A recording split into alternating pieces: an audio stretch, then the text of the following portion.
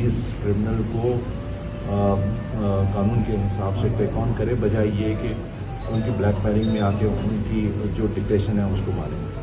ठीक है। अच्छा साईं, जेके रावती वारे कच्चे में एपीसी चैन हुयूं माज़ी में उहे बि टुटी वियूं, काल्ह बि जेके एपीसी चैन हुयूं उन्हनि खे बि डैमेज थिया आहिनि, रॉकेट लॉन्चर उन्हनि जे मथां फायर थिया आहिनि ऐं कुझु जेके पुलिस ऑफिसर आहिनि, ताज़ो ई हिकु हितां जो सब इंस्पेक्टर हुयो जेको ॾोयारियुनि सां सरगर्म में मुलविस ऐं बदनाम दाड़ियल रायब शर सां तस्वीरूं वायरल थियूं, जंहिंखे एसएसपी घोटकी पारां नौकरी तां बरतरफ़ कयो तव्हांखे सिफारिश करे, उनखे डीआईजी सखर पारां ॿीहर बहाल कयो वियो। अहिड़ा जेके पुलिस ऑफिसर आहिनि उन्हनि जे ख़िलाफ़ छा कार्रवाई थी सघंदी?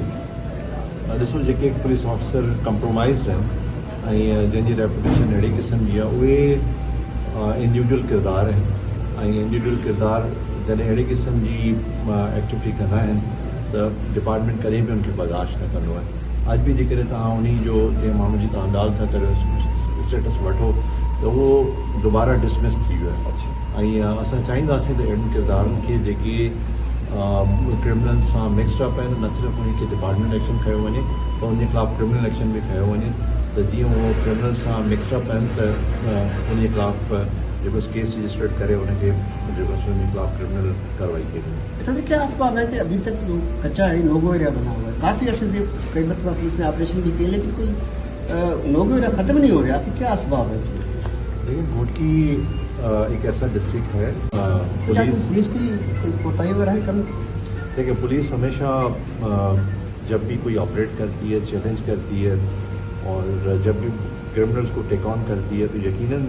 मतलब ये एक फाइट है, बैटल है जिसमें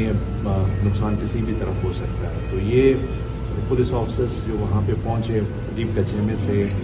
मुखबियों को रिकवर कराने गए थे, तो निश्चित ही उसमें हमारा नुकसान हो गया। लेकिन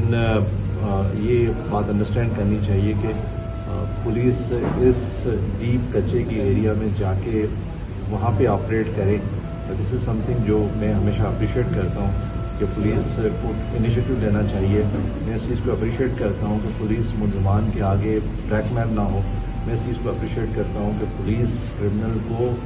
कानून के हिसाब से टेक ऑन करे, बजाय ये कि उनकी ब्लैक मेलिंग में आके उनकी जो डिक्टेशन है उसको मारें।